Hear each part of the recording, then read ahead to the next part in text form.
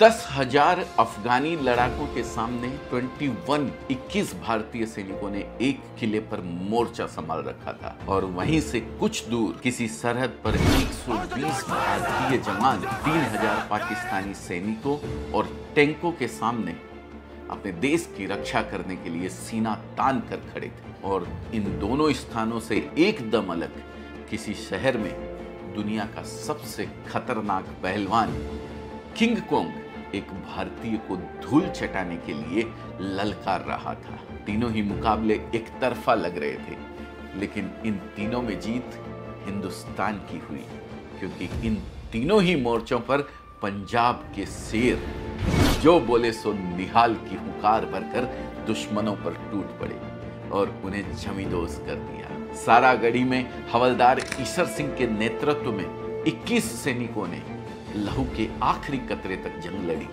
और 600 अफगानों को मौत के घाट उतार दिया। लोंगेवाला में मेजर कुलदीप सिंह चांदपुरी ने अपने योद्धाओं के साथ ऐसा भयंकर युद्ध किया कि पाकिस्तानियों की रूह कांप गई। दुश्मनों के 200 सैनिक, 36 टैंक और 500 गाड़ियां तबाह कर दी गई और उस 200 किलो वजनी दैत्य किंग कोंग को दारा सिंह ने उठाकर ऐसा पटका कि फिर उसके किसी भारतीय को ललकारने की हिम्मत नहीं हुई। नमस्कार दोस्तों, मैं अजय अजमेरा नमन करता हूं 5 नदियों वाली शौर्य और पराक्रम की उस भूमि पंजाब को, जिसने ऐसे पूत जने हैं जिनकी वीरता और सूरता की गाथाएं पूरी दुनिया गाती है।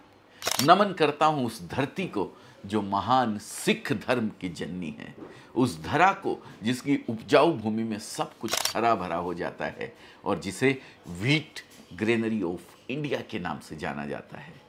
मैं प्रणाम करता हूं उस सरजमी को जिसके गानों की धुन पर पूरा जहान झूमता है, जिसके खाने की सुगंध में पूरा हिंदुस्तान डूबता है। बचपन से पिताजी जब भी हमें कड़ी मेहनत करने के लिए प्रोत्साहित करते थे तो एक बात जरूर कहते थे, पंजाबियों की तरह मेहनती बनो।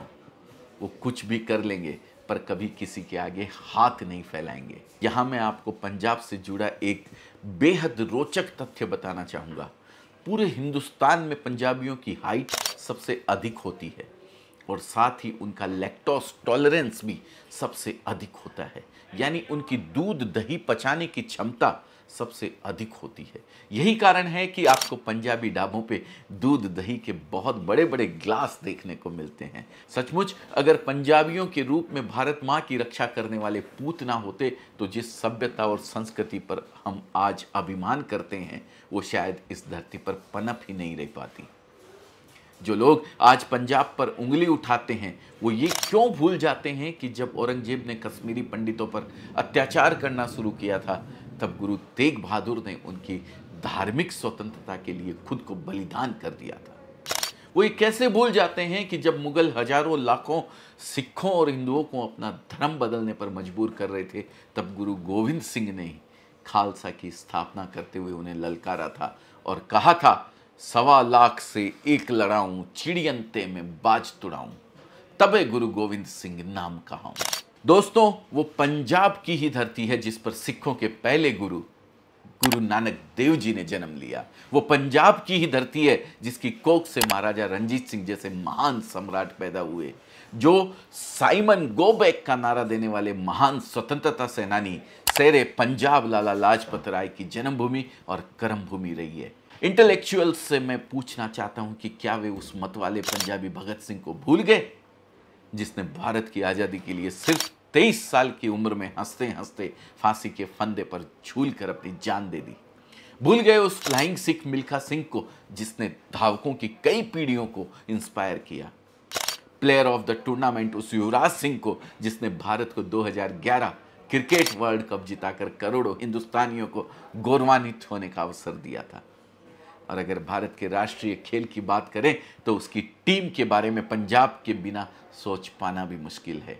बॉलीवुड के पहले सुपरस्टार राजेश खन्ना से लेकर हीमैन धर्मेंद्र तक और कपूर खानदान से लेकर खिलाड़ी कुमार अक्षय कुमार तक पंजाब का एंटरटेनमेंट इंडस्ट्री में बहुत बड़ा योगदान रहा है। अगर गुजरात का सूरत जहां मैं बैठा हूं टेक्सटाइल मैन्युफैक्चरिंग का सबसे बड़ा हब है, तो वहीं पंजाब का लुधियाना भारत का 90% विंटर वियर प्रोड्यूस करता है।